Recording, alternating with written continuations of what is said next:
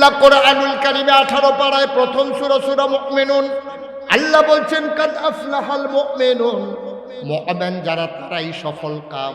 এখানে টাকাওয়ালার কথা বলা হয় নাই, বাড়িওয়ালার কথা বলা হয় নাই, গাড়িওয়ালার কথা বলা হয় নাই, অধিক সন্তান যার তার কথা বলা হয় নাই।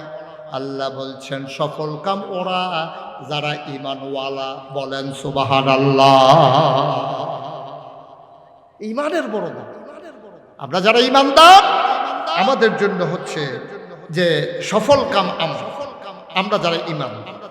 আল্লাহ বলছেন কোন ঈমানদার আল্লাযীনা হুম ফি সালাতিহিম খাশিউন, ওই ঈমানদার যে নামাজের ভিতরে ভীত সন্ত্রস্ত ভয়ে কম্পমান।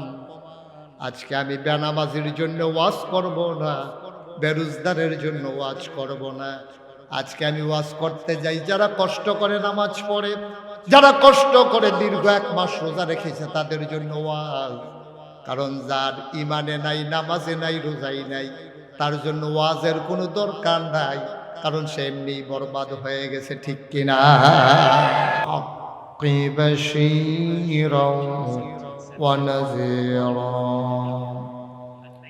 وداعيا إلى الله بإذنه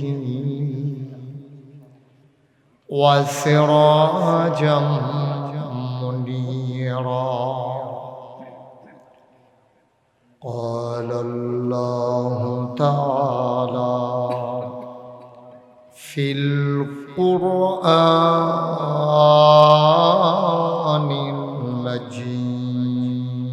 المجيد وفي فرقانه الحميد. إن الله وملائكته يصلون على النبي يا أيها الذين آمنوا صلوا عليه وسلموا تسليما. اللهم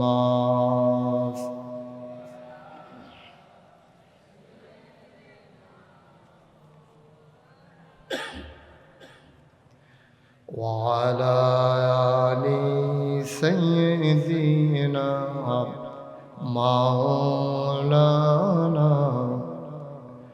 بلغ العلا بكماله كشف الدجى بجماله حسنت جميع خصاله. صلوا عليه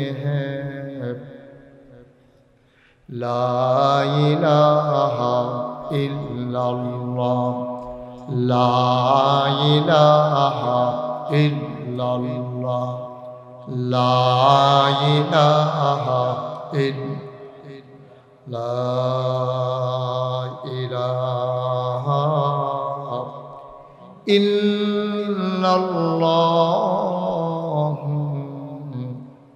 محمد رسول الله صلى الله عليه وسلم. اللهم صل وسلم وبارك عليه. সবাই পড়ি আলহামদুলিল্লাহ। জোরে পড়ি, আর জোরে।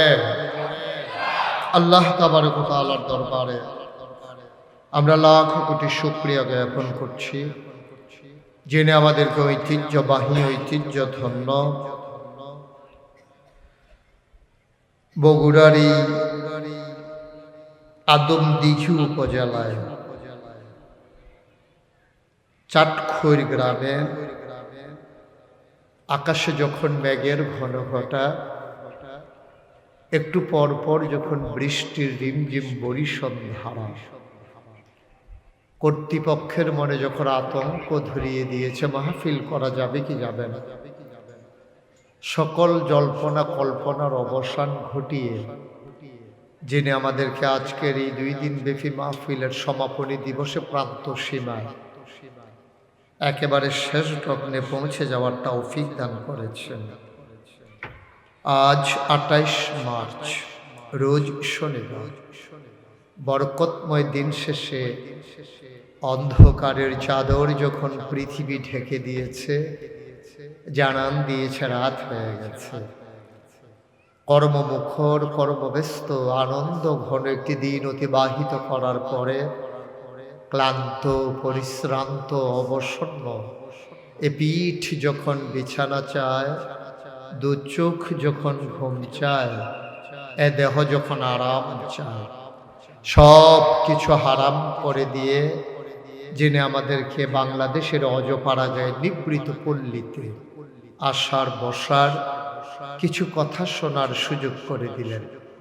এই অনন্য আয়োজনের সাথে যিনি আমাদেরকে একীভূত হওয়ার তৌফিক এনায়েত করলেন, আলিশা মাহবুদের দরবারে মাহবুদের শিখানো কালেমা দিয়ে শুকরিয়া আদায় করি, সবাই পড়ি আলহামদুলিল্লাহ। জনাব সাহেবে সদর, আজকের এই মাহফিলের জনাব সভাপতি মুহাদ্দিস আমম আকরাম হুসাইন হাফিজাহুল্লাহ, আজকের আয়োজনের সার্বিক তত্ত্বাবধায়ক প্রিয় ভাই, দিনী ভাই ও ভিন্ন হৃদয়াংশ, হৃদয়ের মণিকুঠায় যার বাস, আপনাদের এলাকার কৃতি সন্তান হযরত মৌলানা আব্দুল হাই মোহাম্মদ সাইফুল্লাহ। আজকের আলোচনার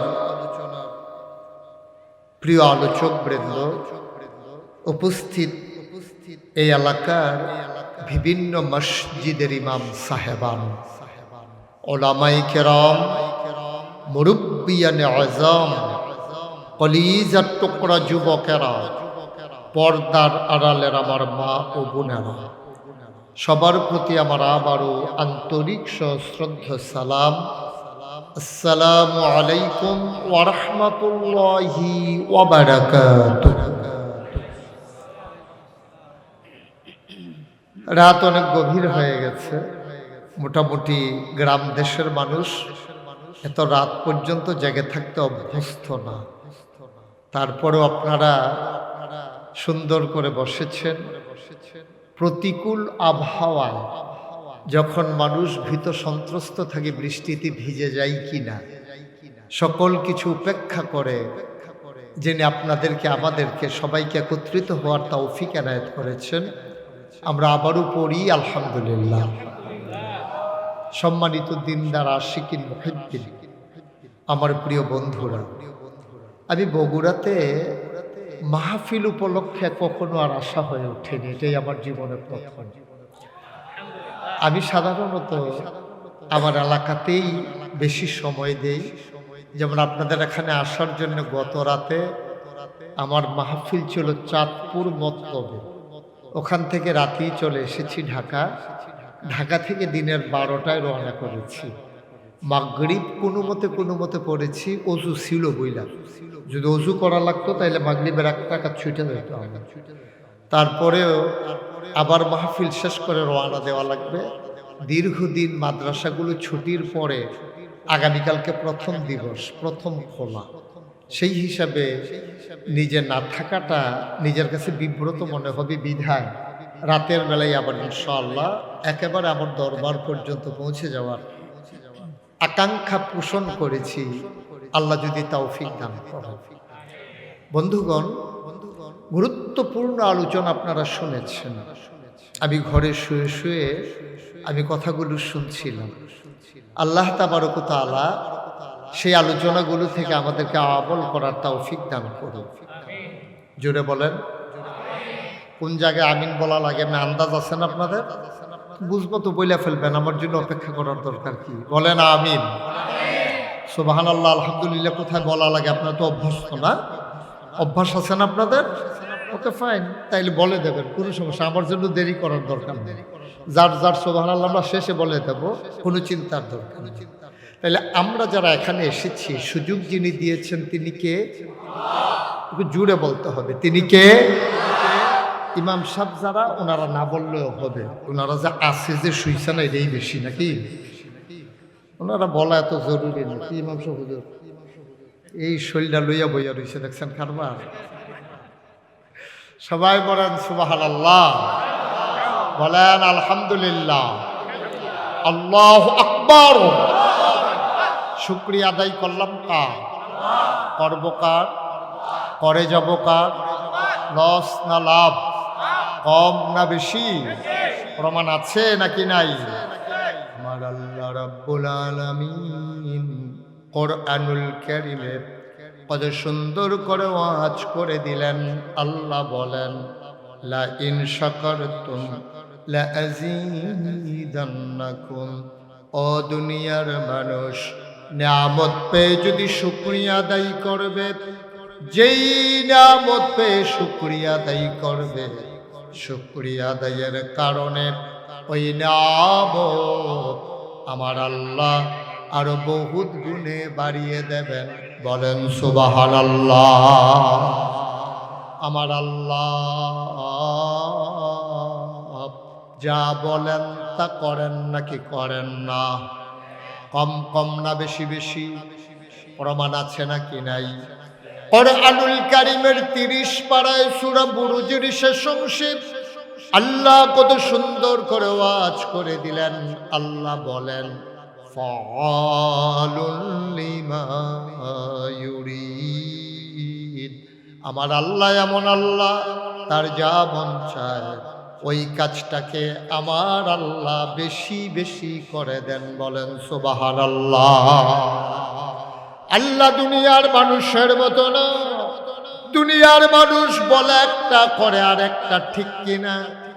অসুখে পড়লে একরকম, ভালো হয়ে গেলে আর একরকম, বিপদে পড়লে একরকম, বিপদ দূর হয়ে গেলে আর একরকম, নির্বাচনে দাঁড়াইলে একরকম, পাশ করার পরে আর একরকম, ঠিক কিনা?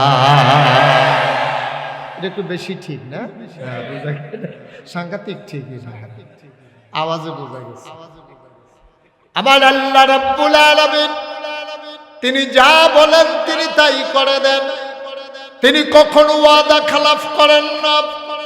ওয়াদা খেলাফ করা আমার আল্লাহর জন্য শোভাও পায় না। তিনি নিজেই নিজের ব্যাপারে ওয়াজ করে দিলেন। আল্লাহ বলেন, ইন্নাকা লা তুখলিফুল মিআদ।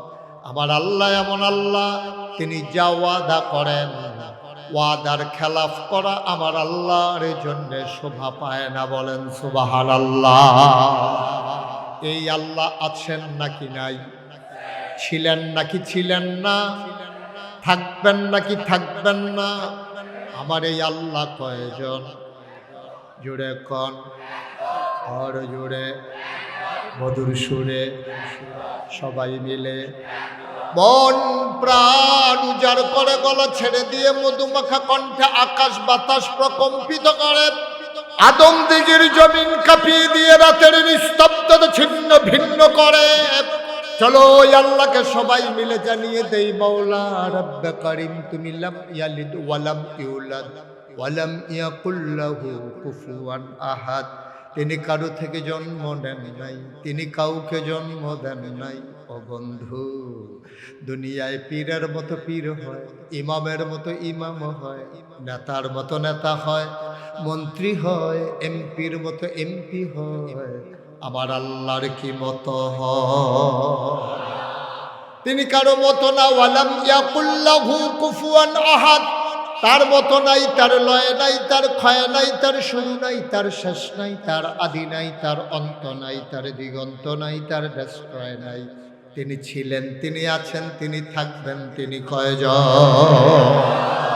চলো সবাই মিলে দুই এক মর্তবা জানিয়ে দেই, লা ইলাহা, জোরে জোরে লা ইলাহা, আর জোরে লা ইলাহা,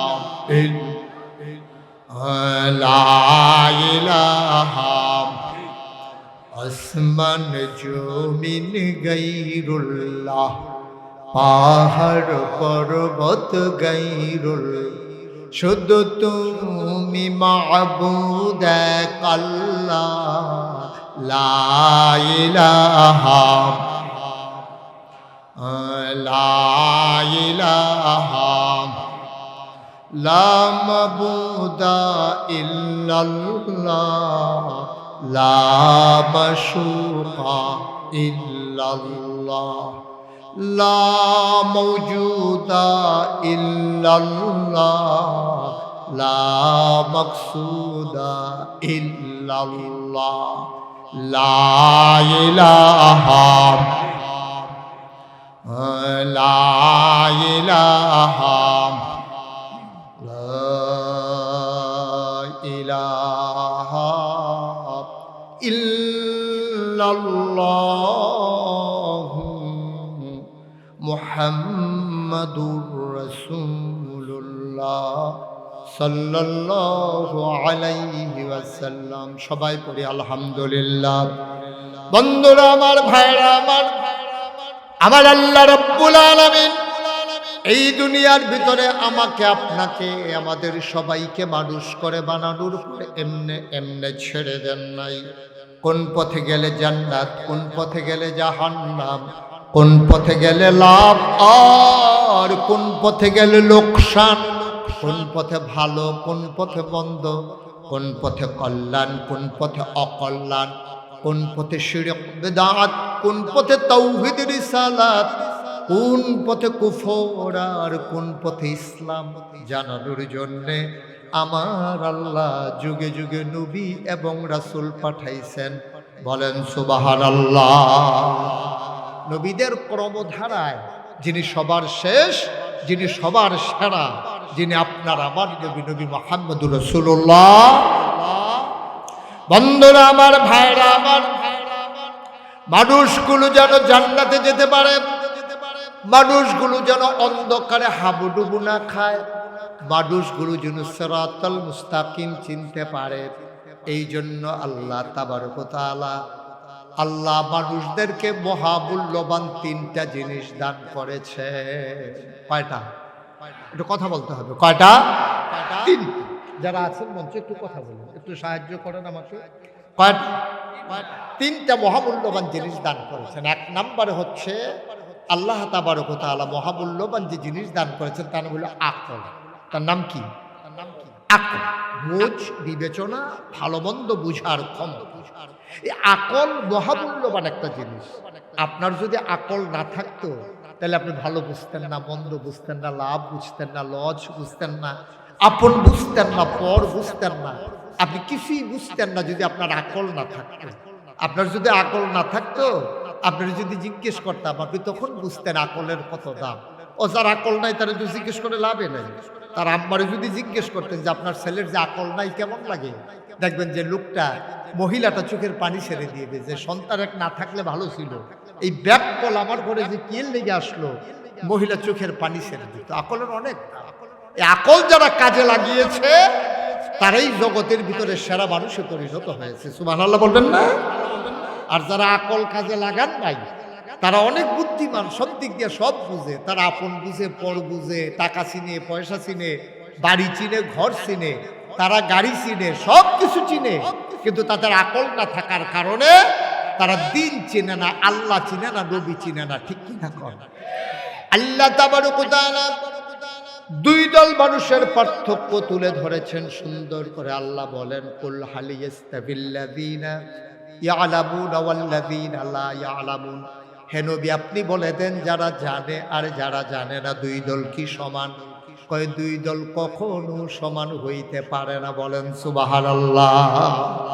অন্ধকার আর আলো যেমন একরকম হয় না, দিন আর রাত যেমন একরকম হয় না, মূর্খতা আর শিক্ষিত মানুষ কখনোই একরকম হয় না। যারা জানে যারা জানে না দুই দল কখনোই সমান না। যারা জানে তারা হইল রাদিয়াল্লাহু আনহুম ওয়া রাদু আনহু, তাদের ব্যাপারে আল্লাহ খুশি, আল্লাহর ব্যাপারে তারা খুশি। বলেন সুবহানাল্লাহ। আল্লাহ নবী যখন দ্বীনের দাওয়াত দিলেন মানুষগুলো হয়ে গেল দুই ভাগ, একদল হলো আল্লাহওয়ালা, আরেক দল হলো শয়তানওয়ালা। একদল হলো জান্নাতি, আরেক দল জাহান্নামী। একদল ফেরেশতার চাইতে উত্তম, আরেক দল জানোয়ারের চাইতে খারাপ। ঠিক কিনা কও? এই কথা আমার না, আল্লাহ কোরআনে বলে দিয়েছেন। আল্লাহ তাবারক ওয়া তাআলা জানিয়ে দিলেন ওই মানুষগুলো কারা, যাদের জ্ঞান দেওয়ার পরে আল্লাহ চিনে নাই, যারা আল্লাহকে বুঝতে, আল্লাহর দিন বুঝতে পারে নাই, ওরা কারা? আল্লাহ কয় ওয়ালাহুম কুলুবুল লা ইয়াফকাহুনা বিহা ওয়ালাহুম আয়ুনুল লা ইউবসিরুনা বিহা ওয়ালাহুম আযানুল লা ইয়াসমাউনা বিহা উলাইকা কাল আনআম বাল হুম আদাল। আল্লাহ কয় দুনিয়ার ভিতরে একদল মানুষ আছে এমন, মন আছে বুঝে না, চোখ আছে দেখে না, কান আছে শুনে না, ওরা আবার কেমন মানুষ? আল্লাহ কয় আমি কি বলছি নাকি মানুষ? উলাইকা কাল আনআম, ওরা চতুষ্পদ জানোয়ারের মতো। আমরা বলি আল্লাহ সে কি জানোয়ার? আল্লাহ কয় না, বালহুম আদাল, এটা জানোয়ারের চাইতে আরো নিকৃষ্ট। ঠিক কিনা?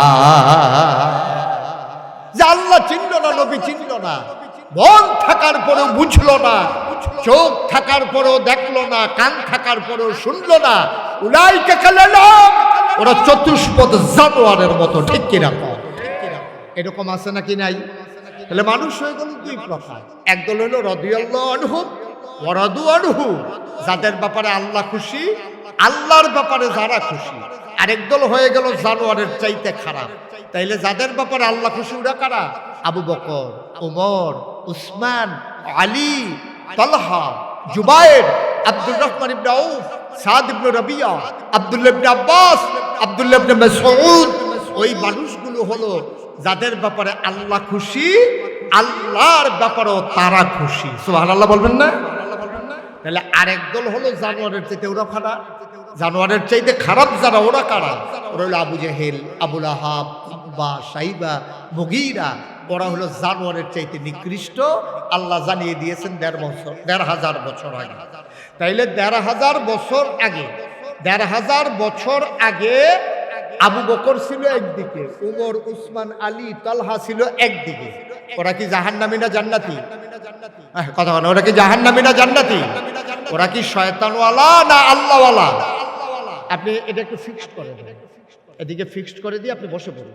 আপনি পুরা মাহফিল ঘুরাইতে আছে, এই লোকজনও ঘুরতে আছে, হাত পাও লাড়তে আছে সবাই। হ্যাঁ হ্যাঁ, আপনি এটা ফিক্সড করে দিয়ে বসে পড়ুন। হ্যাঁ, ফিক্সড করে দিয়ে আপনি বসেন। সবাই পড়েন আমিন, জুড়ে পড়েন, আরো জুড়ে। তাইলে তৎকালীন জমানায়, খুব খেয়াল করেন, তৎকালীন জমানায় নবী যখন দ্বীনের দাওয়াত দিলেন, মানুষ হইল কয় ভাগ? আহা, কথা কয় না। আস্তাগফিরুল্লাহ, লা হাওলা ওয়ালা কুওয়াতা ইল্লা বিল্লাহ। মানুষ হইল কয় ভাগ? দুই ভাগ। একদল হলো আল্লাহওয়ালা, আরেক দল হলো শয়তানওয়ালা। একদল হলো জান্নাতি, আরেক দল হলো জাহান্নামী। একদল হইল আপনার আল্লাহর মাকবুল বান্দা, আরেক দল হইল আল্লাহর অভিশপ্ত বান্দা। তো মাকবুল বান্দা কারা? আবু বকর, ওমর, উসমান, আলী, তালহা, জুবায়ের, আব্দুর রহমান ইবনে আউফ, সাহাবায়ে কেরাম। সুবহানাল্লাহ বলবেন না? আরেক দল যারা জাহান্নামী, ওরা কারা? আবু জেহেল, আবু লাহাব, উতবা, সাইবা, মুগীরা, ওদের বংশধর যারা কাফের। নাউজুবিল্লাহ বলবেন না? তাইলে এবার তৎকালীন জমানায় আমরা মানুষ পাইলাম দুই ভাগ। এখন আবু বকর, উসমান, আলী, আমরা হইলাম ওনাদের বংশধর। আমরা এখানে যারা আছি, আমরা আল্লাহর মাকবুল বান্দা যারা ছিল, আমরা তাদের বংশধর। ঠিক কিনা বলেন? তাহলে আবু বকর, উমর, উসমান, আলীর যদি বংশধর এখানে থাকে, তাহলে এখানে না থাকুক, অন্তত পৃথিবীতে আবু জেহেল, আবু লাহাব, উতবা, সাইবা, মুগীরা, তাদের বংশধর আছে নাকি নাই? আছে। যেহেতু তৎকালীন জমানায় দুই ভাগ, এখনকার জমানায়ও দুই ভাগ। তৎকালীন জমানায় ছিল আবু বকর, উমর, উসমান, আলী, আর ছিল আবু জেহেল, আবু লাহাব, উতবা, সাইবা। এখনকার জমানায়ও আবার ওই আবু বকরের বংশধর যেমন আছে, আবু জেহেলের বংশধরও আছে। আমরা হলাম আবু বকরের বংশধর, উমরের বংশধর, উসমানের বংশধর, আলীর বংশধর। এখন যদি প্রশ্ন জাগে, আবু জেহেলের বংশধর কারা? হুজুর আমাদের আদমদিঘিতে আছে নাকি, বগুড়াতে আছে নাকি, এইভাবে খুঁজা আমি বলতে পারবো না। আপনারা ইমাম সাহেব হুজুরে বলছে আছে, ওনার থেকে জান্নাত নিয়ে আমি তো আর আদমদিঘির সব চিনি না। কুমিল্লা হইলে আমি বলতে পারতাম কে আবু জেহেলের বংশধর, আর এই এলাকার দায়িত্বে উনি আছে, উনি জানে এই এলাকায় কেমন। আপনি যে কি ফেস লাগাইছেন, কার নাম কইয়া কি বিপদে পড়ে, চাকরি লইয়া দৌড়ো দৌড়ো। তো আবু জেহেলের বংশধর এই পৃথিবীতে আছে, এখনো আছে, বাংলাদেশও আছে। আপনি যদি কোন যে হুজুর আপনার সাথে কি দুই একজন দেখা হয় না, আমি কিছু হ্যাঁ। আমি ঢাকা ইউনিভার্সিটিতে গেছিলাম একটা কনফারেন্সে। তখন ঢাকা ইউনিভার্সিটিতে যাওয়ার পরে বললো যে হুজুর ওই যে ইসলামের বিরুদ্ধে যে কথা বলছিল ওই লোক আছে, তা আমি আমার একটু দেখা করাই দেন। তো ওই লোকের সাথে দেখা হইলো। আমি বললাম ও কি বলছিল? তো বলছিল, খুব খেয়াল করেন একেবারে মনোযোগের সাথে, ও বলছিল যারা পর্দা করে, যারা নেকাব পরে, যারা হিজাব পরে, যেই মেয়ের, ওরা ঢাকা ইউনিভার্সিটিতে পড়ার দরকার নাই। ওরা কোনো একটা মহিলা মাদ্রাসায় ভর্তি হইয়া তারা পড়ে ফেলবে। যারা পর্দা করে সেকেলে, যারা প্রতিক্রিয়াশীল, প্রগতিশীল না, যারা আধুনিক চিন্তাধারায় অভ্যস্ত না, এই মেয়েরা ঢাকা ইউনিভার্সিটিতে পড়ার দরকার নাই। এটা কি আপনার? ওরা বলতে চায় পর্দা নিশীন যারা, তারা ঢাকা ইউনিভার্সিটিতে পড়তে। মনে করেন আব্দুল হাই সাইফুল্লাহ ভাইয়ের একটা মেয়ে শিক্ষাগত যোগ্যতায় ঢাকা ইউনিভার্সিটিতে চান্স পেয়ে গেল, অথবা ওনার মেয়ে ঢাকা ইউনিভার্সিটিতে চান্স পাইল, তাহলে ঢাকা ইউনিভার্সিটিতে ওনার মেয়ে পর্দা করার কারণে পড়তে পারবে না। এটা কি আপনার একমত?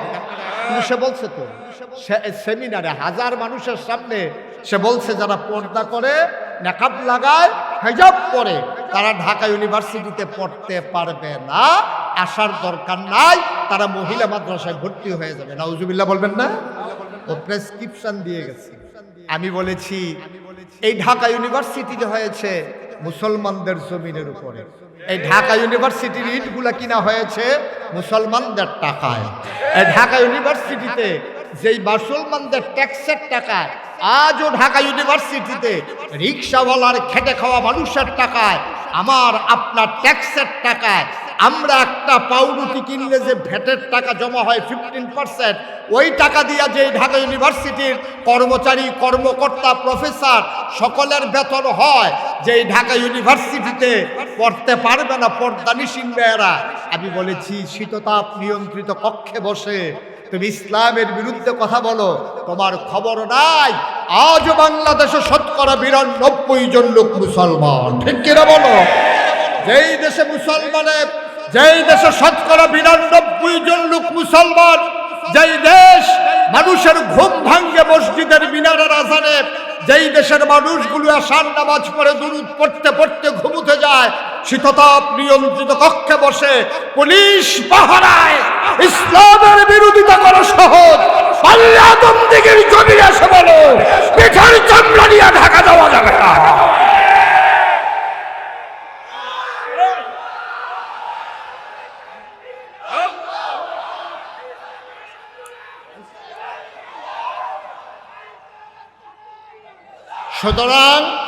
সুতরাং বোঝা গেল এই জমানায় আল্লাহওয়ালাও আছে, শয়তানওয়ালাও আছে। আছে নাকি নাই? তাহলে আকলের সবচেয়ে বড় দাম। তুমি সব চিনলা, তুমি আল্লাহ চিনলা না। তুমি সব চিনলা, তুমি ইসলাম চিনলা না। তুমি সব বুঝলা, কোরআন বুঝলা না। আর এইভাবে আপনার এই সংগঠন প্রজন্ম গঠনের কেন্দ্রে, যেখানে ইসলামী সাহিত্য কেন্দ্র ইশাকের মাধ্যমে এই কোরআন বোঝানোর যে প্রচেষ্টা, এটা একটা অনন্য আয়োজন, অনুকরণীয় দৃষ্টান্ত। আমি মনে করি শুধু বগুড়ার আদমদিঘিতে নয়, এই প্রকল্প বাংলাদেশের প্রতিটি গ্রামে গ্রামে চালু হওয়া প্রয়োজন। ঠিক কিনা বলেন? তাহলে ছোট্ট শিশুরা ওই যে যেখানে কিন্টার গার্ডেনে সকালবেলা চলে যায়, আজকে বক্তব্যগুলোকে ঝেঁটিয়ে পিটিয়ে বিদায় করে দেওয়া হয়েছে। এই কারণে আমার ছেলেরা শিখার কথা ছিল আউযুবিল্লাহ বিসমিল্লাহ, এখন আমার ছেলেরা শিখতেছে টুইঙ্কেল টুইঙ্কেল। ঠিক কিনা কন? ছোট বাচ্চা টুইঙ্কেল টুইঙ্কেল পারে, আউযুবিল্লাহ বিসমিল্লাহ। ঠিক কিনা কন? ছোট ছেলে মোবাইলের গেমস বুঝে, কিন্তু আমার ছোট্ট বাচ্চা নামাজ বুঝে না। ঠিক কিনা কন? এগুলো হচ্ছে আমাদের ওই বক্তব্যগুলো যে বন্ধ হয়ে গেছে, যেখানে হুজুর সকালবেলা লাইন ধরে পড়াইতো গোসলের কয় ফরজ, তখন সব ছেলেরা আমরা চিৎকার করে বলতাম 3 ফরজ 3 ফরজ। এইভাবে যখন শিখাইতো, এই শিক্ষা কেন্দ্রগুলো যখন বন্ধ হয়ে গেছে, আজকে আমরা ডেস্ট্রয় হয়ে গেছি, ধ্বংসের কিনারে দাঁড়িয়ে আছি। বাংলাদেশ থেকে পরিকল্পিতভাবে ঝেঁটিয়ে পিটিয়ে ইসলামকে বিদায় করা হয়েছে, ঠিক কিনা বলেন? আবার যদি আমরা ইসলামের রঙে রঙিন হতে চাই, আবার যদি অন্ধকার দূরীভূত করে কোরআনের আলোতে আলোকিত করতে চাই গোটা ধরনী, তাইলে আবার যেতে হবে কোরআনের কাছে। আর কোরআনকে নিজের জীবনে ধারণ করার জন্য সকালবেলার বক্তব্যের কোনো বিকল্প নাই, ঠিক কিনা বলেন? আবার শুরু করে দিতে হবে ইনশাআল্লাহ, যেটা আবার আব্দুল হাই সাইফুল্লাহ ভাই শুরু করে দিয়েছেন। আব্দুল হাই সাইফুল্লাহ ভাই যেটা শুরু করেছেন, ইনশাআল্লাহ ধারাবাহিকভাবে এটা শুধু এই আপনার আদমদিঘিতে না, শুধু বগুড়াতে না, শুধু উত্তরবঙ্গে না, ওটা বাংলাদেশের 56,000 বর্গ মাইলে ইঞ্চি ইঞ্চি জায়গায় পৌঁছে দিতে হবে ইনশাআল্লাহ। আল্লাহ যেন কবুল করেন, আল্লাহ যেন কবুল করেন। সবাই পড়েন আমিন। উনি চেয়েছেন মাত্র 300 লোক 1000 করে। আমি বলি এই প্যান্ডেলের ভিতরে 300 না, 600 লোক বছরে 1000। একটা রিক্সাওয়ালা যে রিক্সা চালায়, সে যদি মনে করে যে আমি বছরে 1000 টাকা আলাদা করে রেখে দেব, একদিন 1 কাপ চা কম খাবো, তারপরে যদি সে মনে করে আমি বছরে 1000 টাকা দেবো, তার জন্য কঠিন বা কথা বলা কঠিন। বছরে 1000 টাকা দিতে গেলে মাসে 100 টাকা পড়ে। আপনাদের এদিকে কি 10 মাসে বছর না 12 মাসে বছর? তাহলে তো 2 মাসেরও বেশি হয়। 1200 দিতে পারবেন আপনি 100 টাকা করে জমা, 1200 টাকা দিতে পারবেন। এটা যদি আমি দিতে না পারি, তাহলে আমি ইসলামকে খুব মহব্বত করি, স্লোগানে আমি ময়দান কাঁপিয়ে দিই, কিন্তু দেওয়ার সময় আর হাতে ওঠে না। অথচ আল্লাহ বলছেন ইন্নাল্লাহ ইশতারা মিনাল মুমিনিনা আনফুসাহুম ওয়া আমওয়ালাহুম বিআন্না লাহুমুল জান্নাহ। আল্লাহ তাবারক ওয়া তাআলা আমাদেরকে জান্নাত দিয়েছেন, বিনিময়ে নিয়েছেন জান আর মাল। সুবহানাল্লাহ বলবেন না? জান্নাতে যাওয়া তো সহজ না। জান্নাতে যাওয়া কি এত সহজ মনে করছেন নাকি যে আপনি বলবেন আর জান্নাতে চলে যাবেন? এত সহজ দুনিয়া না। এটার জন্য পরীক্ষা দেওয়া লাগবে, পাশ করা লাগবে, নিজের জান আর মাল কুরবানি দেওয়া লাগবে। তারপরে দেখবেন যে আপনি একদিন মরে গেছেন, আপনাকে সবাই মিলে মসজিদের মিনার থেকে ঘোষণা হয়েছে মানুষটা দুনিয়াতে নাই। কাফন করিয়ে যখন দাফন করে দেবে মাটির কবরে, সবাই দেখবে মাটির কবর। আপনি কবরে গিয়ে দেখবেন মাটির কবর মাটি নাই, মাটির কবর জান্নাতের টুকরা হয়ে গেছে। বলেন সুবহানাল্লাহ। এই যে এদিকে আসেন, এই যে ভাই, এই এদিকে আসেন, এদিকে হ্যাঁ, এদিকে যেখান থেকে উঠে গেছেন এখানে আসেন। যেটা মাফ করে দেওয়া হলো যেহেতু বৈশাখ গেছে। আপনার কাছে কি অন্য মাহফিলের মতো মনে হয়? আমি সেই কুমিল্লা থেকে আসছি, আর আপনার বাড়ি কাছে বললে আপনি যাইবেন আইবেন, হাফ এন আওয়ার দিবেন, কি কারবার? নড়াচড়ার কোনো সুযোগ নেই, চিন্তাও করবেন না নড়াচড়া। আল্লাহ যেন কবুল করে, সবাই পড়ে আমিন। আমি লম্বা সময় আপনাদেরকে আটকে রাখবো না, যতক্ষণ আপনাদের ধৈর্য খোলা ততক্ষণ ইনশাল্লাহ আলোচনা। ওয়ামা তাওফিকি ইল্লা। তো আল্লাহ তাবারক ওয়া তাআলা আল্লাহকে চেনার জন্য, নবীকে চিনার জন্য, ইসলাম বুঝার জন্য মহামূল্যবান কয়টা জিনিস দিছে। এই তো দেখছেন ইমাম সাহেব যদিও চুপ করে ছিল, এমন এক কথা কইছে পুরা মাহফিল কাইট। কয়টা জিনিস দিছে? আরে কথা কইতে পারেন না, ঘুমাই গেছেন আপনি? কয়টা? 1 নম্বরে আকল। আকলের দাম কম না বেশি? এটা মানুষ বোকা, সে হাঁস মাইরা ফেলায় পিটাইয়া, গাছের আম ছিঁড়া ফেলায়, সে মানুষকে পিটাইলেও কেসার সে পাগল, কিছু কইও না। পাগলের জন্য আল্লাহ কলমও ধরেন না। পাগলের কোনো হিসাব নাই, বুঝ বিচার নাই, তার কাছে কেউ মেয়ে বিয়ে দেবে না, বাপ মা তার নিয়ে অতিষ্ঠ। এই পাগলের কোনো দাম নাই, দাম হলো আকলমত মানুষ যারা, তাদের। সুবহানাল্লাহ বলবেন না? আকলের যে কত দাম এটা আপনি বুঝেন না। আমার বাসা হচ্ছে কুমিল্লা শহরে, খুব খেয়াল করে শুনুন, আমার বাসা কুমিল্লা শহরে। আপনারা আমার ওয়াজ ইউটিউবে কে কে শুনেন একটু হাত উঠেন তো দেখি। ও বাবা, আমি সারা দেখি সবাই শুনে, হাত নামা। তাহলে বুঝে গেল আপনারা সব আমার কথা বুঝেন না, নাকি অনুবাদ করা লাগে? আবার কথা বুঝেন তো না? আমার ঢাকা কুমিল্লা শহরে আমার বাসা। আকলের কত দাম দেখেন। তা আমার বাসা কুমিল্লা শহরে, আমার বাসার পাশে যে মসজিদ, আমি যখন কুমিল্লাতে থাকি ওই মসজিদে আমি নামাজ পড়ি। তা আমার ওই মসজিদের সামনে কিছু ভিক্ষুক বসা থাকে, পার্মানেন্ট ভিক্ষুক দেখবেন মসজিদ, শহরের মসজিদগুলোতে আছে। এটা আবার জায়গা পার্মানেন্ট করা, এর জায়গায় বড় অন্য কেউ বসতে পারে, এটা অনেক জায়গায় মারামারিও হয়েছে। তো এই ভিক্ষুক যখন বসে রয়েছে, তো একটা ভিক্ষুকের সাথে আবার খুব খাতির, তার বিপদ আপদে সমস্যায় চিকিৎসায় আমাকে যখন জানায়, আমি চেষ্টা করি কিছু কিছু দেওয়ার জন্য। তো এই ভিক্ষুক আমার এক বন্ধু একদিন আমাকে ফোন দিয়া বলে যে, দোস্ত আমি তোমার সাথে একটু জরুরি কথা আছে, আমি কুমিল্লা আসতে চাই, কোথায় দেখা করব? তাই বললাম যে ওই যেই মসজিদ আমি নামাজ পড়ি ওইখানে তুমি আয়সা জুহরের নামাজ পড়ো, আমিও পড়বো, দুই বন্ধুর কথা হবে ইনশাআল্লাহ। এই কথা বললা যখন আমি এই মসজিদে গেছি, নামাজ শেষ হয়েছে, বন্ধুর সাথে কথা বলতে বলতে আমি মসজিদের সামনে দিয়ে বের হয়ে গেছি। ওই ভিক্ষুকের কথা আমার আর মনে নেই। আমি ভিক্ষুককে এটা এখন তো মাহফিল সেটা বন্ধ করে দেন, হ্যাঁ আমিন কর, এখন ফার্স্ট লাগুক, এখন তো শোনানোর সময়, অসুবিধা নেই, বলেন আলহামদুলিল্লাহ। আপনার মনোযোগের সাথে শুনতেছেন কথা, গভীর মনে। তো ভিক্ষুক, আমি তো মসজিদে গেলে কিছু না কিছু ওরে দেই, কিন্তু আজকে যে বন্ধুর সাথে কথা বলতে বলতে বেরিয়ে গেছি, ভিক্ষুকের কথা আমার আর মনে নেই। তো ভিক্ষুকদের কিন্তু জ্ঞান খুব তীক্ষ্ণ। আমি যে বের হয়ে যাইতেছি, আমার কথা শুনছে, ওরে যখন পার হয়ে গেছি, ও আমারে ডাক দিয়া বলতেছে, হুজুর চলে যাইতেছে? আমি আরে না, আইতে আসছি।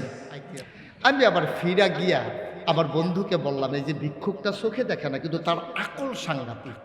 কারণ শুধু চোখেই দেখে না, তার আবার কিসের আকল, আমি এখনই টের পাই।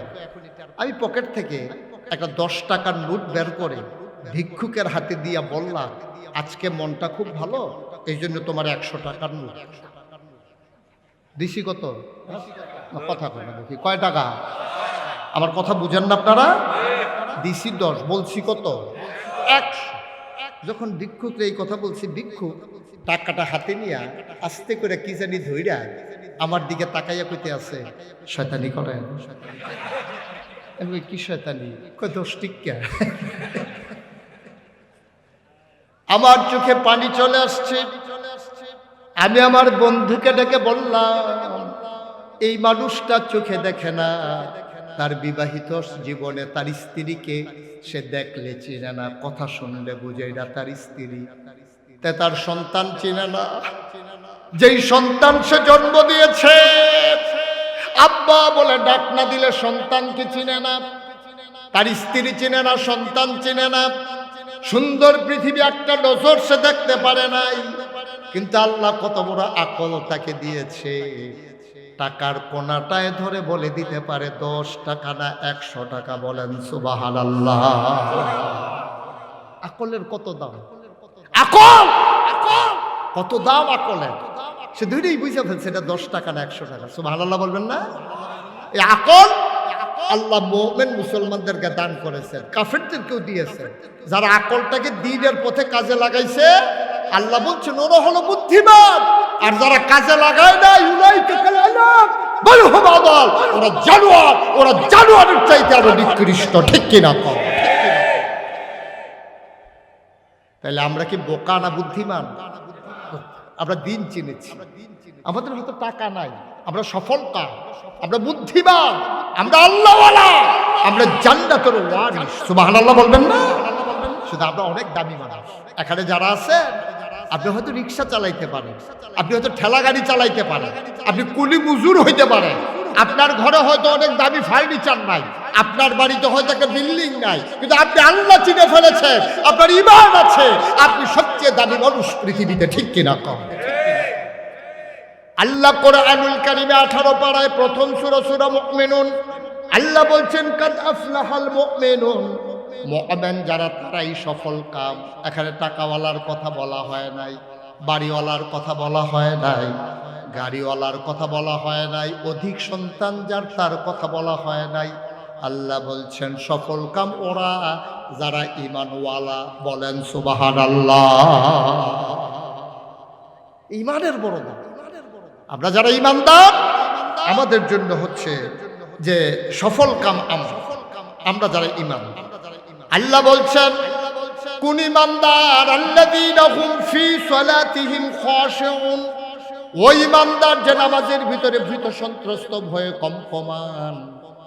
আজকে আমি বেনামাজির জন্য ওয়াজ করব না, বেরোজগারের জন্য ওয়াজ করব না। আজকে আমি ওয়াজ করতে যাই যারা কষ্ট করে নামাজ পড়ে, যারা কষ্ট করে দীর্ঘ 1 মাস রোজা রেখেছে তাদের জন্য ওয়াজ। কারণ যার ইমানে নাই, নামাজে নাই, রোজাই নাই, তার জন্য ওয়াজের কোনো দরকার নাই, কারণ সে এমনি বরবাদ হয়ে গেছে। ঠিক কিনা? আমাদের নামাজগুলো যেন বাদ হয়ে না যায়, আমাদের রোজাগুলো যেন বাদ হয়ে না যায়। যেভাবে আল্লাহ রাসূল বলেছিলেন, মান সামা রমাদান ঈমানান ওয়া ইহতিসাবান গফিরা লাহু মা তাকাদ্দামা মিন যামবি। রমজানের রোজাগুলা রাখলে যে যার জীবনের সমস্ত গুনাহগুলা মাফ হয়ে যাবে। আমি রোজা রাখলাম অথচ গুনাহ মাফ হইল না, তাহলে আমার মতো পোড়া কপাল আর নাই। ঠিক কিনা কম? আমি দিনেও খাইতে পারলাম না দোকানের ভিতরে ব্যানার টাঙ্গাইয়া, আবার আমার ফায়দাও পাইলাম না, আমি জান্নাতেও যাইতে পারলাম না। একদিক দিয়ে আমি দুনিয়াতে কষ্ট করলাম, কবরে গিয়ে দেখলাম জান্নাত নাই, এই কষ্টের লাভ কি? আমি নামাজ পড়লাম অথচ নামাজটা আল্লাহ পর্যন্ত পৌঁছলো না, তাইলে আমার কি লাভ হবে? এই জন্য আমার ভাই চিন্তা করেছে গভীরভাবে, আমি অনুপ্রাণিত হয়েছি। আমিও মনে মনে সিদ্ধান্ত নিয়েছি আমার গ্রামকে এইভাবে এই প্রকল্পের আওতায় নিয়ে আসবো। যেমন করে আমার ভাই সাইফুল্লাহ মসজিদে মসজিদে কোরআনের ওই বক্তব্যগুলো চালু করে দিয়েছে। নামাজ হওয়ার জন্য অন্যতম শর্ত হইল কেরাত জানা, কেরাত সহি হওয়া। ঠিক কিনা? কেরাতে তো নাই, মক্তবে তো নাই, তাহলে আপনি পড়বেন কেমন? বলছিলাম না আমার ছেলেরা টুইঙ্কেল টুইঙ্কেল শিখে আউযুবিল্লাহ বিসমিল্লাহ পড়া কপাল, মুসলমানের পড়া কপাল। তাইলে 1 নম্বরে আল্লাহ মহামূল্যবান আকল দিলেন, 2 নম্বরে দিলেন কোরআনুল কারীম। সুবহানাল্লাহ বলবেন না? হুদাল্লিল মুত্তাকিন। এই কোরআন হচ্ছে সেই কিতাব যা মানুষের জন্য হেদায়েত। এই কোরআন 2 নম্বরে দিলেন। লম্বা সময় আমি আটকে রাখবো না। 3 নম্বরে মহামূল্যবান যে জিনিসটা দিয়েছেন তিনি হচ্ছেন নবী মুহাম্মদুর রাসূলুল্লাহ সাল্লাল্লাহু আলাইহি ওয়াসাল্লাম। আপনি কোরআন বুঝবেন না, কোরআন আপনি মেনে মেনে চলতে পারবেন না যদি নবীজি আমাদের কাছে আল্লাহ না পাঠাইতেন। যেখানে আল্লাহ বলছেন আকিমুস সালাত ইন্নাস সালাতা তানহা আনিল ফাহশাই ওয়াল মুনকার, তোমরা নামাজ কায়েম করো, নামাজ তোমাদেরকে মন্দ কাজ খারাপ কাজ থেকে ফিরাই রাখে। সাহাবায়ে কেরামদের কাছে যখন আয়াত নাজিল হইছে, সাহাবায়ে কেরাম দিছে দৌড় গিয়া বলতেছে, ইয়া রাসূলুল্লাহ নামাজ নাকি কি জিনিস আছে, সালাত এটা কি জিনিস, এটা আমরা শুনিয়ে নাই আগে, কেমনে পড়া লাগে আমাদেরকে বলে দেন। নবীজি বললেন, সব সোজা হয়ে দাঁড়াও, আহকাম আরকান 13 ফরজ নামাজের ভিতরে এবং বাইরে মিলাইয়া, আপনি না জানলে কেমনে পড়বেন? এই জন্য মুফাসসিরে মুহাদ্দিসিনে কেরাম, মুফতিয়ানে আযাম, ওলামায়ে কেরাম একমত হয়ে গেছে যেই ইবাদতটা করা ফরজ, এই ইবাদতের মাসালা মাসাইল জানাও ফরজ। নামাজ পড়া 5 ওয়াক্ত কি নফল না ফরজ? না কথা কেন, নফল না ফরজ? আপনি কেমনে পড়বেন এটা জানো ফরজ। আপনি নাইলে সব পড়বেন কেমনে? আপনি রোজা রাখা ফরজ, কিন্তু কোন সময় সেহেরি খাওয়া লাগবে, সেহেরির সময় শেষ হওয়ার আগে। ইফতার খাওয়া লাগবে মাগরিবের ওয়াক্ত হওয়ার পরে। এখন আপনি যদি আসরের সময় ইফতার খাইয়া পেলে আপনি জানেন না, তো রোজা হবে না কথা কেন? রোজা হবে? আপনি সেহেরি খাইছেন, আজান দিয়া ফেলছে, আপনি উঠতে একটু দেরি হয়েছে, আপনি চিন্তা করতেছেন আমি কি না খাইয়া মরে যাবো নাকি? খেলো আজান দিলে দিছে আর একটু খাই না, তাহলে কি রোজা হবে? তাহলে আপনি জানাটাও ফরজ, কোন সময় থেকে কোন সময় পর্যন্ত না খেয়ে থাকতে হবে এটা জানাও ফরজ। মুসলমান মন দিয়ে শোনো, আল্লাহ তাবারক ওয়া তাআলা এমনি এমনি ছেড়ে দেন নাই। 3টা মহামূল্যবান জিনিস দিলেন। 1 নম্বরে দিলেন আকল, 2 নম্বরে দিলেন কোরআন, 3 নম্বরে নবী মুহাম্মদুর রাসূলুল্লাহ সাল্লাল্লাহু আলাইহি ওয়াসাল্লাম। সাহাবায়ে কেরাম যখন বললেন, ইয়া রাসূলুল্লাহ, ইয়া হাবিবাল্লাহ, আল্লাহ বলেছেন নামাজ কায়েম করার জন্য, সালাত কায়েম করার জন্য, কেমনে কায়েম করব? নবীজি সবাইকে লান ধরে দাঁড়ালেন। তিনি আহকাম আরকান 13 ফরজ তাদেরকে শিখালেন। পাক হওয়া, শরীর পাক হওয়া, জায়গা পাক হওয়া, স্থান পাক হওয়া, কাপড় পাক হওয়া, অজু আবার আপনার ফরজ অজু অথবা গোসল থাকলে আদায় করে নেওয়া, পাক হওয়া, এইভাবে সবগুলা জায়গা কিবলামুখী হয়ে দাঁড়ানো, সোজা হয়ে দাঁড়াইয়া নামাজ পড়া, এইভাবে যখন বুঝালেন সাহাবায়ে কেরাম দাঁড়ালেন। এখন আফসোস হলো, আমার মসজিদ আছে, আমার গায়ের কাপড়ও আছে, শরীরও পাক আছে, কিন্তু দেখা গেল মসজিদ বানানো হয়েছে সমাজের যেই মানুষটা সুদখোর ঘুষখোর মদখোর, যেই মানুষটার বগুড়া শহরে সিনেমা হল আছে, তারে সবাই মিল্লা মসজিদের সভাপতি বানাই দিছে। মসজিদের ছাদের জন্য 5 টন রড খুব দরকার, ঠিক কিনা? সবাই মিল্লা বলছে আমাদের গ্রামের ভিতরে আমরা তো ছাদরানি আটকাই গেছি, তাইলে এই লোকটার যদি সভাপতি বানানো যায়, তো এই লোকের এক বলছে যে আমরা সবাই মিল্লা সভাপতি বানাইছি। কই কি লাগবে? কই মসজিদের ছাদের রড লাগবে। সে সিনেমা হলের ম্যানেজারকে খবর দিছে, কত টাকা বিক্রি হয়েছে নিয়ে আসো। এখন সিনেমা হলের টাকা দিয়ে হয়েছে মসজিদ। আপনি সুদের টাকা দিয়ে কিনছেন পাঞ্জাবি, ঘুষের টাকা দিয়ে কিনছেন টুপি, আর খাইছেন আপনি ঘুষের টাকা দিয়ে। এবার চিন্তা করেন, সুদের টাকায় ঘুষের টাকায় আপনার শরীর তৈরি, পাঞ্জাবি পায়জামা হইল আপনার, লুঙ্গি আর পাঞ্জাবি হইল আপনার ঘুষের টাকায়। এই টাকা দিয়া লুঙ্গি পইরা আর ওই সিনেমা হলের মালিকের টাকা দিয়ে মসজিদ বানাইয়া এরপর আপনি নামাজ পড়লেই হয়ে যাবে, এই আশায় দোকানপাটি খাইতে আছে না? এই আশায় দিন কাটাইতেছেন। আমরা বিপদে পড়ে গেছি ভাই। ইসলাম আসছে গরিবের হাতে, মসজিদ হয় না ধনী ছাড়া। কি একটা বিপদ না আমাদের? ইসলাম নিরাপদ হলো মুসলমান গরিবের হাতে, আর মসজিদ হয় না ধনী লোক ছাড়া। আর ধনীর কামাই হলো সব অবৈধ কামাই, হারাম কামাই। এই হারাম কামাই দিয়ে মসজিদ, সুদের টাকা দিয়ে পাঞ্জাবি, ঘুষের টাকা দিয়ে লুঙ্গি। নামাজে যখন আপনি ঢুকছেন, আল্লাহ মেহেরবান বইলে আপনারে বাইর করে দেয় নাই। যদি দুনিয়ার কারো ঘরে এইভাবে ঢুকতেন, তাইলে সে আপনাকে অ্যাকসেপ্ট করতো না, গ্রহণ করতো না, ঠিক কিনা? কি হবে কর? আল্লাহ তাবারক ওয়া তাআলা হুকুম করার পরে সাহাবায়ে কেরাম চলে গেল নবীজির দরবারে। নবীজি বললেন, সল্লু, তোমরা সবাই নামাজ পড়ো, কামা রাআইতুমুনি উসাল্লি, আমি যেমন করে নামাজ পড়ি তেমন করে পড়ো, যেমন করে আমাকে পড়তে দেখেছো। সুবহানাল্লাহ বলেন। ভাই একটু বসতে হবে, মেহমানের সম্মানে একটু বসতে হবে। একটু বসার, হ্যাঁ ঠিক আছে, মাশাআল্লাহ ভদ্র মানুষ। উনি যদি চলে যেত আমরা কি করতে পারতাম? উনি যে দয়া করে বসছে, আল্লাহ তোমায় উনারেও দয়া করল। সবাই কোন আমিন। মেহমানকে ফালাইয়া যাওয়া যাবে না। ওয়াজ ভাল লাগুক আর খারাপ লাগুক একটু বসতে হবে, আল্লাহ যেন কবুল করে। সবাই পড়ে না আমিন। দেখছেন? তাইলে নামাজ কেমনে পড়তে হবে? নবীজিকে সাহাবায়ে কেরাম যেমনে নামাজ পড়তে দেখছে। তাইলে এই নবী যদি না আসতো, আপনি কুকুরের গোশত, এই ছাগলের গোশত যেমনি খাইতেন, কুকুরের গোশত তেমনি খাইতেন। নবী এসে তার কাছে কোরআন আসছে, জানিয়ে দিয়েছে ছাগলের গোশত খাওয়া যাবে, কুকুরের গোশত খাওয়া যাবে। মনে করেন নবী নাই, মনে করেন নবী আসেন না, আমরা পাগল হয়ে যেতাম, অস্থির হয়ে যেতাম। কোরআনের আয়াত নিয়ে নবীজি ব্যাখ্যা দিয়া গেছে, মাইন্না দেখাই দিয়া গেছে, এরপরেও তো সমাজের ভিতরে বিশৃঙ্খলার অভাব নাই, ঠিক কিনা? আর যদি নবী না আসতো, আপনি কারবারটা কি হইতো আপনি চিন্তা করতে পারতেছেন? কার কোন হুজুরের মাথা যে কোন হুজুরে ভাড়াইতো আল্লাহই ভালো জানে। আপনার শুধু তাকায় তাকায় তামাশা দেখতে। নবীজি এসেছে, তাইলে যদি কেউ পূর্ণাঙ্গ ইমানদার হতে চায়, তার 1 নম্বরে বিধান মানবো আমরা আল্লাহর, আর তরিকা মানবো আমরা নবীজির। ঠিক কিনা বলেন? বিধান মানবো কার? আর তরিকা মানবো নবীজির।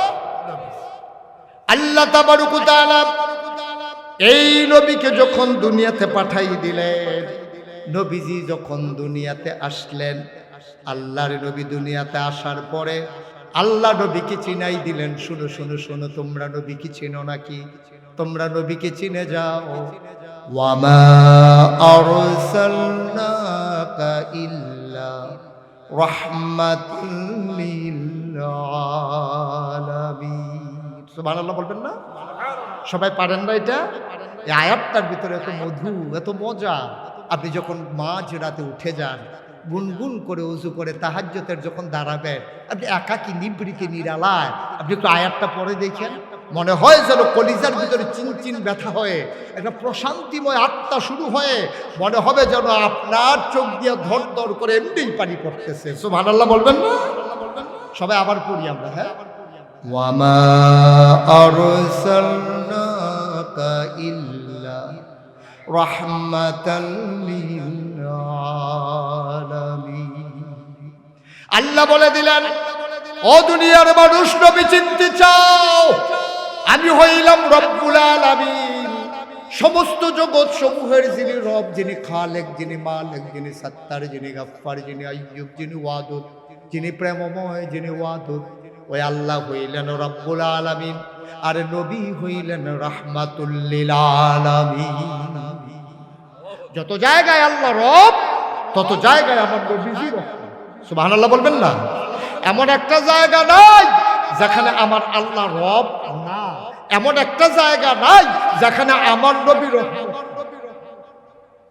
কুরআনুল কারীম আল্লাহ ওয়াজ করে দিলেন, ফাবিমা রাহমাতিন মিনাল্লাহি লিনতা লাহুম ওয়ালাউ কুনতা ফাজ্জান গালিজাল কলব লানফাদু মিন হাওলিক ফাআফু আনহুম ওয়াস্তাগফির লাহুম ওয়াশাবিরহুম ফিল আমর ফাইযা আযামতা ফাতাওয়াক্কাল আলাল্লাহ ইন্নাল্লাহা ইউহিব্বুল মুতাওয়াক্কিলিন। আল্লাহু আকবার। আল্লাহ রাব্বুল আলামিন জানিয়ে দিলেন আমার নবীর রহমত গোটা ধরনের সকল প্রাণীর জন্য, সকল সৃষ্টির জন্য। ফাবিমা রাহমাতিন মিনাল্লাহ, আল্লাহর পক্ষ থেকে নবীর সাথে যে রহমত দেওয়া হয়েছে, লিনতা লাহুম, সবার জন্য আমার নবীর মনটাকে আমার আল্লাহ নরম করে দিয়েছে। এই নবীকে আল্লাহ তাবারক ওয়া তাআলা দুনিয়ায় পাঠানোর পরে তাকে পারফেক্ট প্র্যাকটিসিং মুসলিমে পরিণত করে দেওয়ার জন্যে আল্লাহ তাবারক ওয়া তাআলা কোরআনের প্রতিটি নির্দেশ নবীকে লক্ষ্য করে বলেছেন। কোরআনুল কারীমে 21 পারায় সর্বশেষ সূরা, সূরার নাম সূরা আহজাব, 73টা আয়াত, 9টা রুকু। আল্লাহ ডাক দেয়া কইয়া আইয়ুহান নবী, হে নবী, আত্তাকিল্লাহ, আপনি ভয় পাবেন কেবলমাত্র শুধুমাত্র একমাত্র আমার আল্লাহকে। বলেন সুবহানাল্লাহ। নবীকে, যেই নবী মাসুম, যেই নবী নিষ্পাপ, যেই নবীর কোনো গুনাহ নাই, এই নবীকে আল্লাহ ডাকে কইয়া আইয়ুহান নবী আত্তাকিল্লাহ, আপনি ভয় পাবেন শুধু আল্লাহকে, আল্লাহ ছাড়া আর কাউকে ভয় পাওয়া যাবে না। ঠিক কিনা কম? ঠিক কিনা? আমরা ভয় পাই কারে? পুলিশ। যদি কয় পুলিশ আইতে আছে, আমি নিজে একদিন দৌড় দিয়ে ছিলাম, এই কয়েক বছর আগের কথা, কি এখন আর দৌড়দৌড়ি করা লাগে না। কয়েক বছর আগে আমার মাহফিল ছিল উত্তরবঙ্গে, দিনাজপুরে। ওখান থেকে সৈয়দপুর বিমানবন্দরে গেলাম, ঢাকা থেকে নিয়ে যাওয়া হলো কক্সবাজার। কক্সবাজারে যখন দিনে দিনে পৌঁছে গেলাম, তা আমারে নিতে আসছে যারা মাইক্রোনিয়া, তাই বললাম ভাই আমি একটু আগে চলে আসছি, তো অনেকে তো টাকা খরচ করে কক্সবাজার দেখতে আসে, আমি যেহেতু মাহফিল উঠছিলে আগে চলে আসছি, যদি কক্সবাজারটা একটু ঘুরে দেখি কোনো সমস্যা আছে? কোনো হুজুর কি সমস্যা? আমি আবার হাদিয়া কমাইলাম কিনা যে কক্সবাজার দেখে ফেলো? কোনো হুজুর কোনো সমস্যা না, আপনি দেখেন।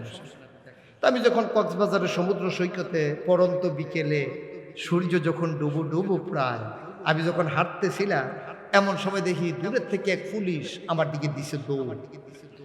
যেই লোক আমারে নিয়ে গেছে সেই লোককে হুজুর দৌড় দিয়ালাম। আমি কবে এত বড় পাঞ্জাবি গাই দিয়ে ফেসটাইকে ফুটে যাবো, জলের দর্ব দৌড় দিতে পারবো? পুলিশে দৌড়াই আমার এমন করে শক্ত করে ধরে একটা সিফা দিছে, আবার হাড্ডিগুলা সহ মরমরি দিয়ে উঠছে। আমি বললাম ভাই এটা কি? কয় মহব্বত। আমি এরকম মহব্বত কয়বার করবেন? কয় 3 বার। আমি ভাই একবারে সাইডাতে না লাগবে না, আমার একবারই হয়ে গেছে, মাশাআল্লাহ অনেক মহব্বত হয়েছে আমার। দেখি সেই লোক চোখের পানি ছেড়ে দিয়ে কাঁদতেছে। আমি বললাম কাঁদেন কেন? কয় যে হুজুর আমার বাড়ি কুমিল্লা। আমি সিফার নমুনাই বুঝছি আপনি যে কুমিল্লা। ভাই একটু চিন্তা করে দেখেন যে কি দিন গেছে, আল্লাহ কেমন দিনে দিচ্ছে। আপনি যদি সময়ের শুকরিয়া আদায় না করেন, আল্লাহ থেকে ছেড়ে দেবেন না, ছেড়ে দেবেন না। সব সময় একরকম যায় না, আর সময় পাইলে মুমিন মুসলমান যারা তো এটা কাজে লাগাই দেয়। ঠিক কিনা কম? এটাই কাজে লাগাইতে, আর নাইলে আপনি আটকে যাবেন কিয়ামতের ময়দানে। সময় সব সময় একরকম যায়। যেই কথাটা বলতেছিলাম, আল্লাহ তাবারক ওয়া তাআলা নবীকে পাঠালেন রহমত। নবী কি? আমার কথা বলা, নবী কি? আর আল্লাহ হইল রাব্বুল আলামিন, আর নবী হইলেন রাহমাতুল লিল আলামিন। সুবহানাল্লাহ বলবেন না? কি রহমত তিনি বলছেন? লিনতা লাহুম, আপনার মনে হইছে আপনি কখনোই মানুষের মায়া অন্তর থেকে দূরীভূত হয় না, এই তিনি হইলেন রহমতুল্লিল আলামিন। সুবহানাল্লাহ বলবেন না? এ আল্লাহর নবী মুহাম্মদুর রাসূলুল্লাহ সাল্লাল্লাহু আলাইহি ওয়াসাল্লামকে আল্লাহ ডেকে কয় তাকিল্লাহ, আপনি ভয় পাবেন শুধু আল্লাহরে। বগুড়ার মানুষ, আদমদিঘির মানুষ, আমরা ভয় পাই না তাকে, আমরা ভয় পাই গ্রামের সর্দারকে, মোড়লকে, আমরা ভয় পাই পুলিশ, র্যাব, গোয়েন্দাকে। কিন্তু প্রকৃত ইমানদার যারা, তারা ভয় পায় কেবলমাত্র আল্লাহকে, ঠিক কিনা? ইমানদার যারা, আল্লাহ ছাড়া কারো ভয় তাদের অন্তরে জায়গা হয় না। এটা ইমানদারের লক্ষণ। আচ্ছা, এখানে আল্লাহ কেন বললো না তোমরা ভয় পাইবা পিসা হুজুরকে? কেন বললো না তোমরা ভয় পাইবা এমপি সাহেবকে? কেন বললো না তোমরা ভয় পাইবা থানার ওসিকে? কেন বললো না তোমরা ভয় পাইবা আব্বাকে, আম্মাকে? কেন বললো না? কেন আল্লাহর কথা বললো? মুফাসসিরিন কেরাম গবেষণা করলেন, তারা গবেষণার রেজাল্ট প্রকাশ করে দিলেন। যদি বলতো তোমরা ভয় পাইবা মুশতাক ফয়েজি পীর সাহেবকে, তা আমার এলাকার যারা মানুষ তারা পাহারা দিত যে হুজুরে কোন সময় বাড়ি থেকে যায়, আমরা তখন গোনা করা শুরু করব। যেহেতু হুজুরে ভয় পাইতে কইছে, তো হুজুরের দেখলে না ভয় পাওয়া, হুজুর তো দেখে না, হুজুর চলে গেছে বগুড়া, তারপরে তো যা ইচ্ছা তা করবো। এই জন্য মুশতাক ফয়েজি পীর সাহেবকে ওরা পাহারা দিত। আল্লাহ পীর সাহেবের কথা বলেন না, মায়ের কথা বলেন না। মা রান্না করে, ছেলেটা কলেজে গিয়ে যদি সিগারেট খায়, মা তো দেখবে না। বাবা চলে গেছে অফিসে, সন্তান যদি জোহরের সময় নামাজ না পড়ে, তাহলে তো সন্তান, বাবা তো দেখবে না। এই জন্য আল্লাহ বলছেন আত্তাকিল্লাহ, তোমরা ভয় পাইবা আল্লাহকে। কারণ এই জন্য আল্লাহকে ভয় পাইবা, এমন একটা জায়গা নাই তুমি যখন সেহেরি খাও ভোর রাত্রে, নিকশ কালো অন্ধকার, আকাশে মেঘ জমে আছে, হাতটা দিলে দেখা যায় না আলো ছাড়া, তখনও যিনি দেখেন তিনি কে? আল্লাহ। পানির নিচে ডুব দিয়ে যদি তুমি এক ঢুক পানি খেয়ে ফেলো, তুমি অজু করতে গেছো টিউবওয়েলের ভেতরে, একটা ছেলে তোমাকে সাহায্য করতেছে, টিউবওয়েলের ভিতরে চাপ দিয়া শান্ত করে চাপ দেয়, পানি বের হয়, তুমি কুলি করো।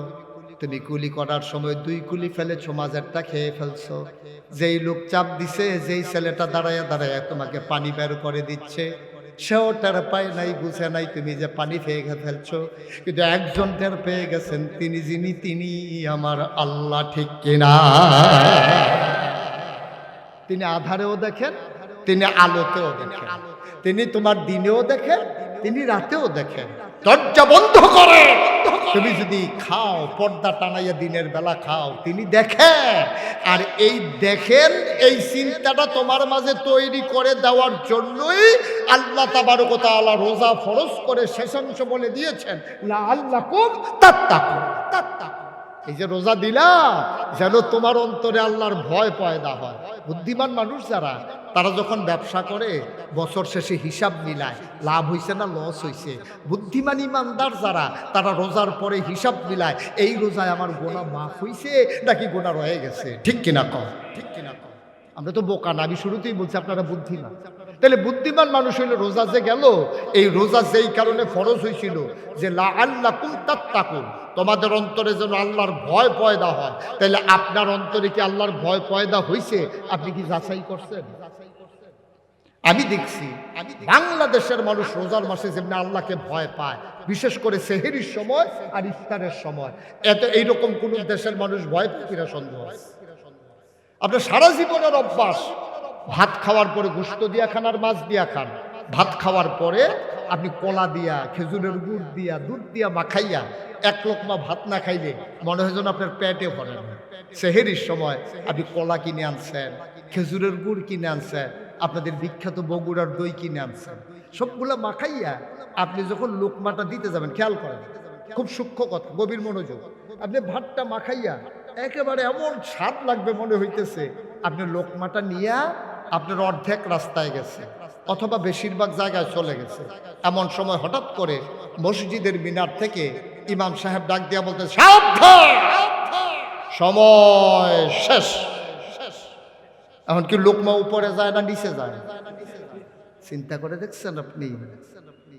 এর চাইতে ভয় আর কেমনে পাবেন আপনি? কেউ লাঠি নিয়ে দাঁড়াই থাকে নাই, কোনো পুলিশ নাই, কোনো জরিমানার ব্যবস্থা নাই। সারা জীবনের মজার খাবারটা লোকমাটা মুখের কাছে নিয়ে গেছেন। সুবহানাল্লাহ বলবেন না? আপনি ঠিক ঠিক সেহরির সময় আপনি ভয় পাইছেন বইলা লোকমা মুখে নেওয়ার পরেও যখন ইমাম বলে দিয়েছে সাবধান, আর খাওয়া যাবে না, আপনি আস্তে করে লোকমাটা নিচে নামাই ফেলছেন। বগুড়ার মুসলমান, আল্লাহর ভয় আর কারে কয়? 7 বছরের বাচ্চা ছেলেটা রোজা রেখেছে, দুপুর পর্যন্ত ছেলেটা শক্ত ছিল। সূর্য যখন হেলে পড়েছে, ছোট বাচ্চারা আস্তে আস্তে বাঁকা হয়ে যাইতেছে, নরম হয়ে যাইতেছে। আসরের সময় ইফতার নিয়ে যখন সবাই আসরের শেষ সময় বসে গেছে, বাচ্চা ছেলেটা একটু পরে পরে পানির গ্লাস মুখে নেয়, পানির গ্লাস হাতে নিয়ে কয় খেয়ে ফেললাম। মা বলে আরে না না না, বাবা বলে আরে না, দাদা বলে আরে না, আর একটু সময় অপেক্ষা করো। ছোট বাচ্চাটারেও খেতে দেয় না, নিজেও খায় না, বারবার ঘড়ির দিকে তাকায়, বারবার জানালা খুলে দেয়, মসজিদে আজানের আওয়াজ আসে কিনা। ও মুসলমান, তুমি যদি আল্লাহকে ভয় না পাইতা সেহরির সময় এত অপেক্ষা করতা না। নিশ্চয়ই তুমি ভয় পাও। কোনো দারোয়ান নাই, কোনো পুলিশ নাই, কোনো আইনের ব্যবস্থা নাই, জরিমানার ব্যবস্থা নাই, তারপরেও তুমি খাও না, কারণ তুমি বিশ্বাস করো আমি যদি খেয়ে ফেলি, কেউ জানুক আর না জানুক, শাস্তি হোক আর না হোক, একজন জেনে যাবেন যিনি কিয়ামতের ময়দানে ইয়াউমা ইয়ানজুরুল মারউ মা কাদ্দামাত ইয়াদা, সেই কিয়ামতের ময়দানে আমার হাতের ভিতরে যখন আমলনামা দিয়ে দেওয়া হবে, বিচারকের জায়গায় যিনি ওই আল্লাহ বসে যাবেন, সেই দিন যিনি বিচার করবেন, কেউ দেখুক আর না দেখুক আমার আল্লাহ দেখে ফেলবে। এই জন্য নিকষ কালো অন্ধকারে আপনি সেহরির ফজরের আজান পড়ে গেলে আর খান না, ঠিক কিনা? পিপাসা থাকার পর আপনি পান করেন না, খাবার থাকার পর আপনি খান না, আপনি বিশ্বাস করেন আল্লাহ দেখতেছেন। এখন আদম দিগির মানুষের কাছে আমার সরল একটা প্রশ্ন, সেহরির সময় আল্লাহ দেখেন, আজান পড়ে গেলে খাওয়া যাবে না, মাগরিবের আজান পড়ার আগে খাওয়া যাবে না, আল্লাহ দেখেন। তাইলে এই দুই জায়গায় আল্লাহ দেখে, এই জন্য আল্লাহকে ভয় পাই। আমি যখন অফিসে ফাইল আটকাইয়া ঘুষ খাই, তখন আবার আল্লাহ বুঝি দেখে না। দেখে না কি দেখে না? তবে তো সেহরি খাইলাম না, আল্লাহরে দেখাইলাম। জীবনের সবচেয়ে মজার খাবারটা আপনার দুধ দিয়া, কলা দিয়া, খেজুরের গুড় দিয়া মাখাই, এটাও তো খাইলেন না আপনি, কারণ আল্লাহ দেখে ফেলবে। আপনার পিপাসায় বুক ফেটে যায়, তারপর আপনি পান করলেন না, আল্লাহ দেখে ফেলবে। তাইলে আপনি যখন ফাইল আটকাইয়া ঘুষ খান, আপনি যখন জমিনে রাইল ঠেলতে ঠেলতে আরেকজনের জমিনে ঢুকে যান, আপনি যখন কাজ করার আগে গুসলিং দিয়া একবারে সব ফরজ তরক করে আপনি যখন জমিনে কাজ করতে থাকেন, আপনি যখন মানুষের উপরে জুলুম করেন, অন্যায় করেন, বিচার করেন, ক্ষমতার বসতে যাওয়ার পরে অতীত ভুলে গিয়া আপনি যখন আবার চাপেদারি শুরু করে দেন, তখনও যিনি দেখেন তিনি কে? সুতরাং মনে রাখবেন, মনে রাখবেন, হিসাব দিতে হবে আল্লাহর কাছে। ইয়াউমা ইয়ানজুরুল মারউ মা কাদ্দামাত ইয়াদ। আপনি যা করতেছেন সব আপনার আমলনামা হাতের ভিতরে দিয়ে দেওয়া হবে। হাতেরটা ধরলে যেমন আঙ্গুলগুলো দেখা যায়, হাতের রেখাগুলো যেমন দেখা যায়, আপনি যা করছেন সব আপনার আমলনামায় তুলে ধরা হবে। ইয়াকুলুল কাফিরু ইয়া লাইতানি কুনতু তুরাব। কাফের বলবে হায় হায় আমি যদি মাটি হয়ে যেতাম। আল্লাহ বলবেন না, এই জন্যই তো তোমার মানুষ বানাইছে, তোমার গরু বানাই নাই, তোমার ছাগল বানাই নাই, তোমার আকল দিছিলাম, তুমি রোজার মাসে ঠিক ঠিক ডরাইছো, তুমি কি হিসাব মিলাইলে না? কেমন ডরাইলা? 1 মাস তো আমি ট্রেনিং পিরিয়ড দিয়েছিলাম, এই ট্রেনিংটা গ্রহণ করে বাকি 11 মাস যেন কাজে লাগাইতে পারো। কাজে লাগাও নাই তো, রমজান গেছে, আল্লাহর ভয়ও গেছে। অফিসে বসে বসে একটু হইছে, উনি টুপি মাথায় দেন, রমজানের পর থেকে অফিসে গেলে ও টুপি মাথায় দেয়। এখন লোকজন কয়েকজন এসে পড়ছে তো কাজ নিয়া, উনি আবার নামাজও পড়ে। উনি শেষ সময় বলতেছে ভাই জোহরের আজান দিয়ে ফেলছে, আপনারা বসে বসে বিরক্ত করেন না, যে যা দিবেন তাড়াতাড়ি দেন, জামাত ছুটে দিতেছে।